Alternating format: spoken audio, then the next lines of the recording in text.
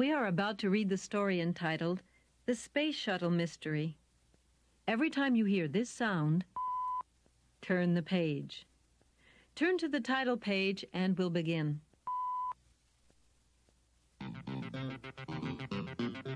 The Space Shuttle Mystery, written by Carol Khoury, illustrated by Steve Nyman.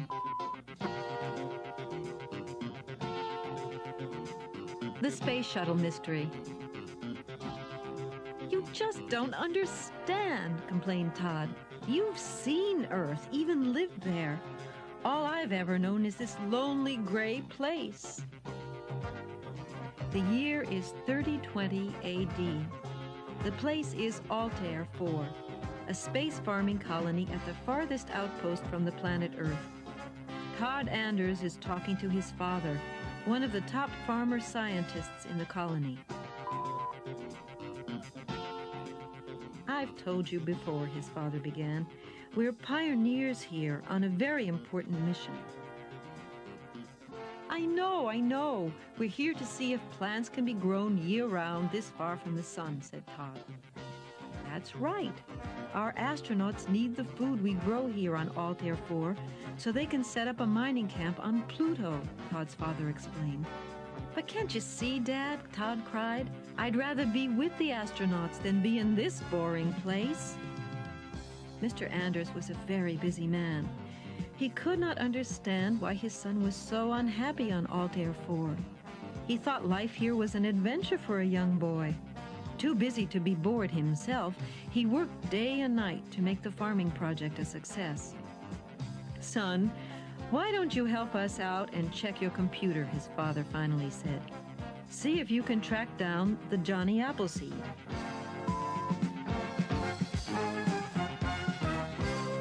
Every one of the 100 men, women, and children on Altair 4 was eagerly awaiting the arrival of the Johnny Appleseed 1.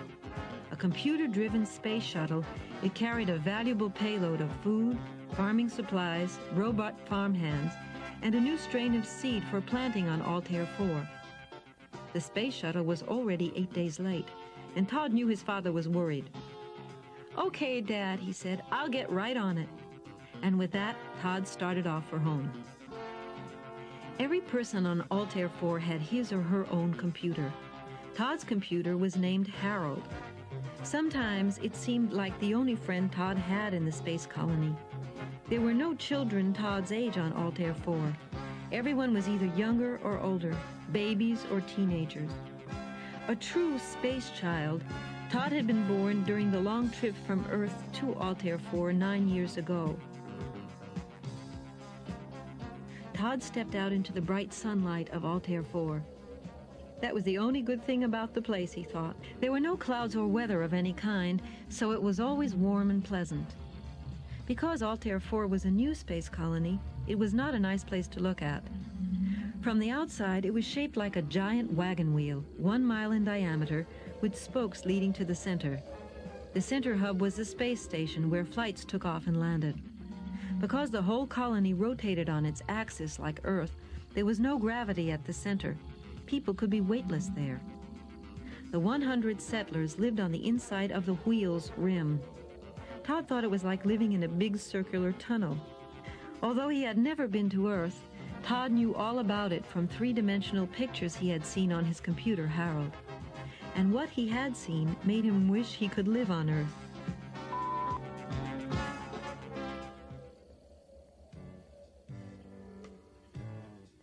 As Todd walked along, he looked up. All he could see were huge windows. The sunlight poured in during the day. At night, all you could see was endless black space with a few stars. Even though there was plenty of sun, there was no lush greenery like on Earth. Instead, there was mud and dirt, half-built buildings and machines, and of course, the robots. Hundreds of one-eyed robots did the work of farmhands. Scientists like Todd's father never even got their hands dirty. The robots did all the heavy work. Soon Todd reached his house. It looked like every other house on Altair 4. The most important buildings in the colony were not the homes, but the greenhouses where they grew the seedlings. He was met at the door by the family robot, QT3. Did you have a good day at the learning lab? Can I make you a snack? QT3 asked. Its voice never showed feelings. Maybe if Todd's mother had asked him that question, he would have said yes. Then he would sit down with her and tell her all about his day. But it's no use thinking like that, Todd thought sadly to himself. His mother had died 2 years ago in a space accident. She was doing repairs to the outside of the wheel when her work crew was hit by a storm of cosmic rays. There were no survivors.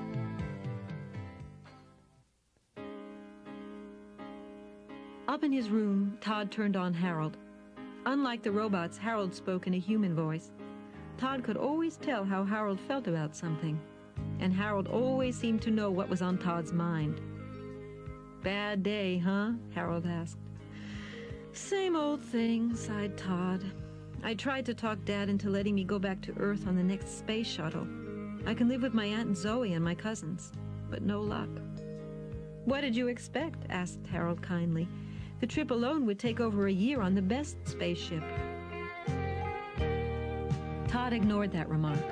"Want to play catch?" he suggested to change the subject. Harold had a special feature that allowed him to throw a baseball to Todd at any speed or style. He could even copy the styles of the great baseball pitchers of history like Sandy Koufax or Nolan Ryan. All Todd had to do was feed Harold a basket of balls and stand back. "Have they found the Johnny Appleseed yet?" Harold wanted to know. It almost seemed as if Harold could read Todd's mind. Todd felt a little guilty. "No, my dad wants me to see what I can turn up. Want to help?" Harold's go-ahead light flashed and bleeped. That meant a definite yes. Todd switched on the far-range tracking program. Harold's front side slid up to reveal a screen. Todd sat down in front of it and began to key in the codes to reach the missing space shuttle. Todd was very good at working Harold. His teachers at the Learning Lab thought he was one of the best pupils in the computer science class. He was so busy working Harold's buttons that he didn't hear his father come home or QT3 call out, "Dinner is served." Finally, Mr. Anders knocked on his bedroom door. "Is everything okay in there? It's time for supper." "Sure, Dad, right away," said Todd. "I think I'm on to something here." Todd pushed the buttons once again. "Harold, I think I've spotted the Johnny Appleseed," he cried. "If I'm right, the space shuttle is way off course. What's it doing in that part of the solar system?" "Of course we're right," said Harold. "We went through this program 3 times, and the answer is always the same. That's definitely the Johnny Appleseed." "I better tell Dad," cried Todd. His father was at the dining room table eating and looking over reports when Todd rushed in, breathless. "Dinner is served," said QT3 when its eyes saw Todd. Todd ignored the robot and cried, "Dad, I've spotted the Johnny Appleseed. It's way off course. It will never get here the way it's heading. The position is—" "Whoa there, son," his father said. "Take it slowly. Are you sure it's our space shuttle?" "I'm pretty sure." "Pretty sure isn't good enough," Mr. Anders said slowly. "Doesn't he ever get excited?" thought Todd angrily. "Maybe I'd better check it out with you." Todd's father rose from the table. "Harold does not have far-range tracking experience."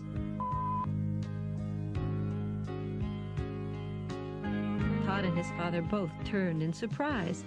They had not realized that QT3 was still in the room. "He has done it before," Todd asserted. "He's done it a few times." "Harold can make a mistake," QT3 stated coldly. "At least he doesn't pour soda over my breakfast cereal the way you did the other morning," Todd pointed out. "An easy mistake. The soda and the milk are in similar containers," the robot said, staring straight ahead. "No fighting, okay? Let's go check this out," Mr. Anders said. Todd quickly flipped Harold's switches once again. Harold blinked and wheezed. Everyone, including QT3, stared at the screen.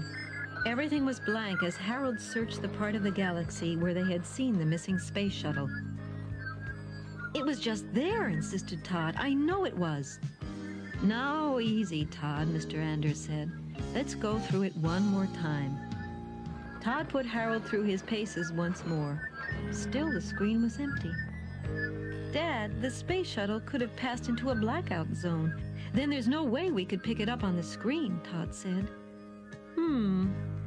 What was that location again? Asked Todd's father as he sat in front of the computer. Let me try it. Mr. Anders began to punch buttons. Still, nothing happened. The location is near the dark side of the third moon that orbits Kryton, said Mr. Anders slowly. It could have very easily passed into a blackout zone. If we're patient, maybe it will appear again. If it is there, do not waste your time, Mr. Anders.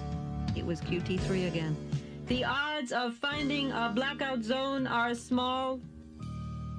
What do you know about space shuttles or blackouts? Demanded Todd. QT3 did not answer. You're right, QT3. It is a long shot. But it's a long shot we have to take, said Todd's father. Altair 4 cannot survive for long if we don't get supplies from the Johnny Appleseed. I am so sorry, Mr. Anders. I just wanted to help. I think I'll go back to headquarters and try it out on the main computer, Todd's father said. Go right ahead, Mr. Anders, said Harold. I'm sure you'll find my figures are correct. Mr. Anders worked far into the night with the other computer experts at headquarters. Todd was waiting up when his father walked in the door. I can tell by your face that nothing turned up, sighed Todd unhappily. You don't believe me and Harold. I didn't say that, son, Mr. Anders began. It's just that maybe you were so eager to help that you pushed the wrong buttons and saw something. All I know is that it wasn't the Johnny Appleseed. Can I bring you some coffee? Asked QT3, suddenly appearing in the room. Don't robots ever sleep? Grumbled Todd. No thanks, QT3. I think we all better get some sleep, said Todd's father. Things will look different in the morning.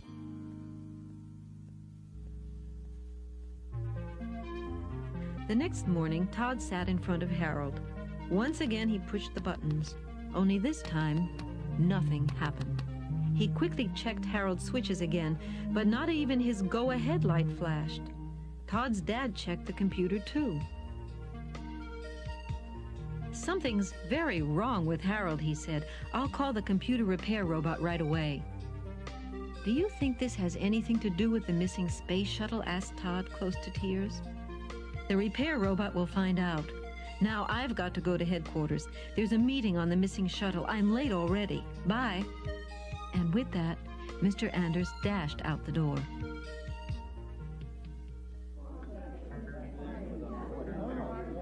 The meeting had already started when he walked in.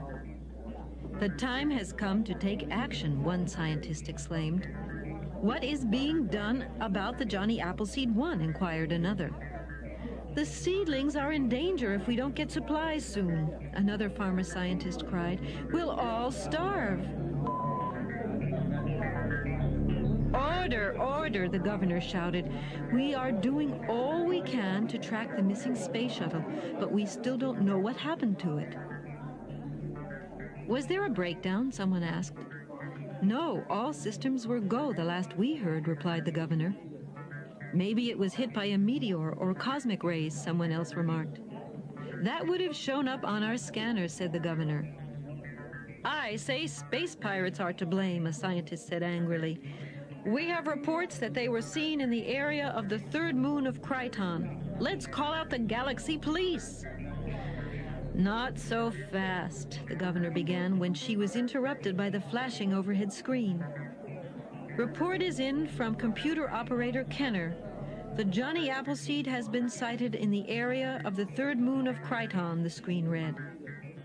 What's the shuttle doing there? Someone cried out. Isn't that where the space pirates were spotted? Maybe Kenner's got it all wrong. No, he hasn't, shouted Mr. Anders loudly. Everyone stopped talking. My son Todd sighted the Johnny Appleseed 1 in the same place last night. The meeting was in an uproar with everyone talking and shouting at once. Order! Cried the governor. Send out the Galaxy Police at once. We'll get to the bottom of this.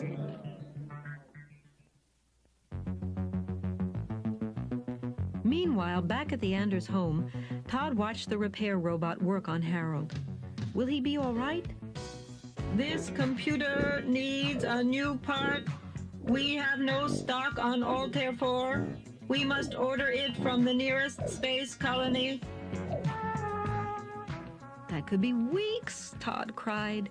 Isn't there anything you can do?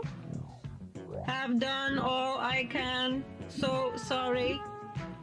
And the repair robot left. Later that evening, Mr. Anders told his son what had happened at the governor's meeting. So you and Harold were right on target, he said. I'm proud of you, Todd. Say, is Harold back online now? Dad, the repair robot said he needs a part, and we have to send for it from the nearest space colony, Todd explained. Isn't there anything we can do? I'll have one of the computer scientists at headquarters take a look at him, his father answered. I know exactly what's wrong with this computer, the computer scientist told Todd and his father. It's very strange. Someone threw a laser lock on him and wiped out his memory bank. Is there anything you can do? Asked Todd excitedly. I've already contacted the main computer at headquarters, said the scientist. Reprogramming will take half a day. Then your computer will be as good as new. Why didn't the repair robot find this out? Todd wanted to know. That's a very good question, said his father. By the next morning, Harold was back online. Who did this to you, Harold? Todd asked. I can't remember, answered Harold. All morning long, Todd worked on his computer. Finally, he hit on the right buttons and Harold began to speak slowly as if remembering something difficult. I see QT3 in front of me, recalled Harold. What was that robot doing? Did it do this to you? Todd demanded. There was a pause. Then Harold said slowly, QT3 was contacting the Johnny Appleseed 1. It spoke robot to robot.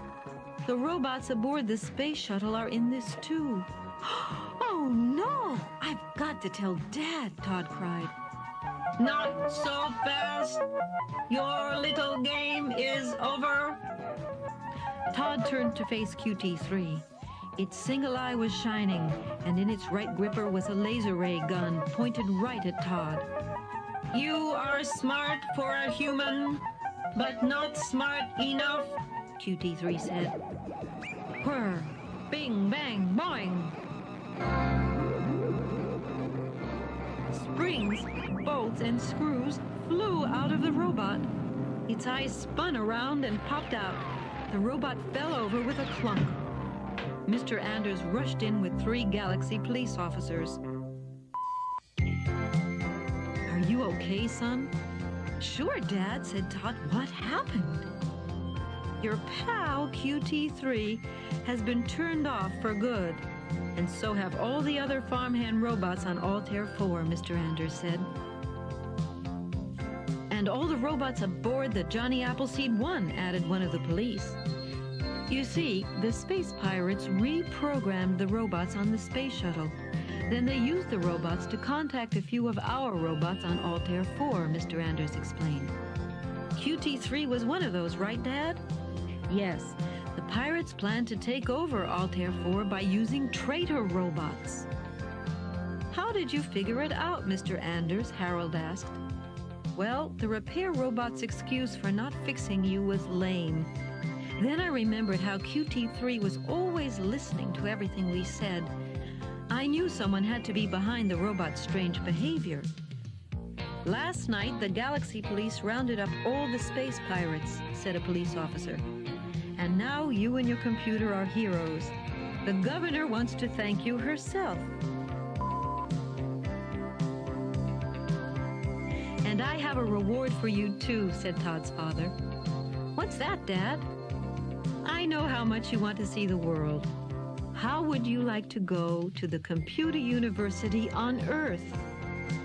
Todd grinned at Harold, and Harold blinked and buzzed back. That's great, Dad, Todd said. I accept on 2 conditions. First, that Harold come along with me, and second, that I return to Altair 4 as soon as I'm finished. I want to help you with your computer farming program.